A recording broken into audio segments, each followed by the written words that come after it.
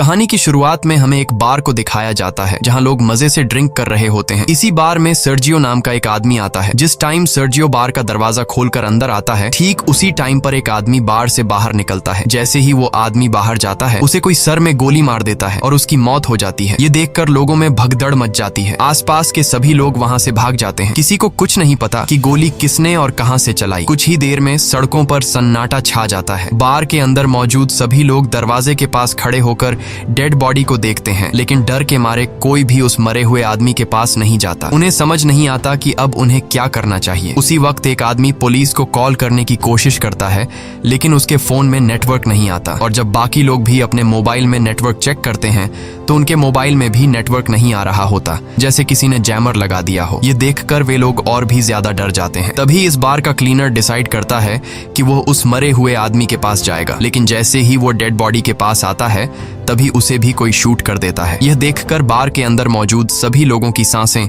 गले में अटक जाती हैं और डर के मारे जमीन पर लेट जाते हैं ताकि स्नाइपर उन्हें शूट न कर सके। सभी को एक बात समझ आ जाती है कि बार से बाहर जाने का मतलब अपनी मौत को बुलाना है। वे लोग टीवी ऑन करते हैं ताकि उन्हें पता चल सके कि आखिर यहाँ क्या चल रहा है, लेकिन इस हादसे के बारे में टीवी पर कोई खबर नहीं चल रही होती। वो लोग परेशान हो जाते हैं कि मैड्रिड जैसे बड़े शहर के बीचों बीच 2 लोगों को सड़क पर गोली मार दी गई, लेकिन इसके बारे में टीवी पर कुछ भी नहीं दिखाया जा रहा। जैसे ही उनकी नजर बाहर जाती है तो वहाँ से दोनों लाशें गायब हो चुकी होती हैं और साथ ही उनका खून भी वहाँ से साफ कर दिया गया होता है। सभी को कुछ समझ नहीं आता कि यहाँ क्या हो रहा है। तभी सीटुर कहता है कि मुझे लगता है कि किसी ने हम सबको किडनैप कर लिया है और वो चाहता है कि हम में से कोई भी यहाँ से बाहर ना निकले। तब सर्जियो कहता है कि हो सकता है हम में से कोई एक आतंकवादी हो जिसके पास कोई बॉम्ब हो और सरकार उसे पकड़कर मारना चाहती हो ताकि वो यहाँ से बाहर जाकर पब्लिक प्लेस में ब्लास्ट न कर सके। ये सुनकर एक आदमी जिसका नाम नाचो है, वो चुपके से अपने पैर से एक ब्लैक कलर के बैग को छुपा देता है। ऐसा करते हुए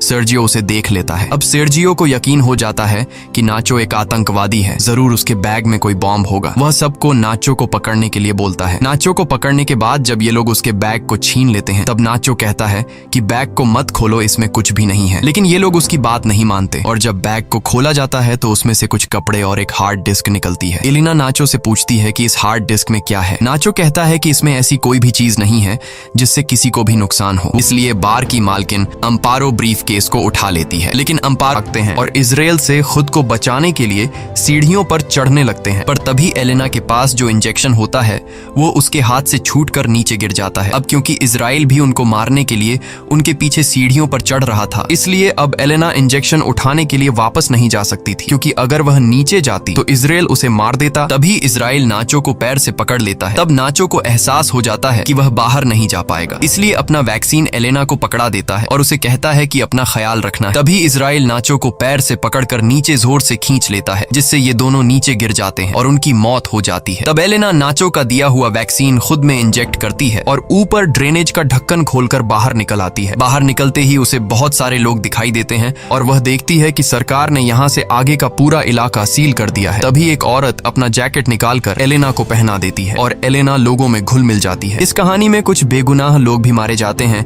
लेकिन गवर्नमेंट को यह कदम मजबूरी में उठाना पड़ा, क्योंकि अगर ये लोग बिना वैक्सीन के लोगों में घुल मिल जाते तो यह वायरस पूरी दुनिया में फैल सकता था। इसलिए गवर्नमेंट को अपनी कंट्री के पब्लिक की सेफ्टी के लिए यह कदम उठाना पड़ा। इसी के साथ ये कहानी खत्म हो जाती है। अगर आपको वीडियो अच्छी लगी हो तो हमारे चैनल को सब्सक्राइब और वीडियो को लाइक जरूर कीजिएगा।